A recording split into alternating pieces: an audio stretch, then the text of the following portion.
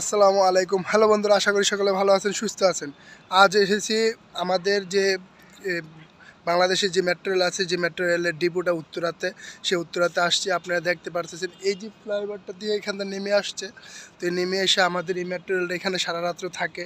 তো সেই ডিপোটাতে আসছি, দেখতেছি, খুব ভালো লাগতেছে যে আমাদের বাংলাদেশে একটা ভালো একটা প্রজেক্ট, যেটা দিয়ে বাংলাদেশের উন্নত হচ্ছে এবং সুন্দর একটা মানুষের জীবনযাত্রাও সুন্দর হয়েছে।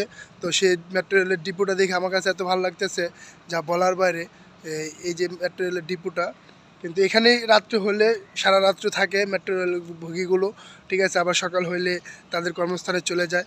কিন্তু এত ভালো লাগছে যে পুরাটাই কিন্তু রেল লাইনের মতো, খালি উপরে কারেন্টের কারণে যে মেট্রো রেলটা স্পিডে চলে, কিন্তু দুইটাই ভিন্ন রকম।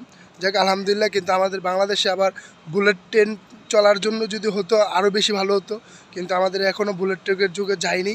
আর যাওয়ার জন্য আমি মনে করি যে প্রয়োজন। তো আশা করি ভালো থাকবেন এবং সুস্থ থাকবেন। আসসালামু আলাইকুম।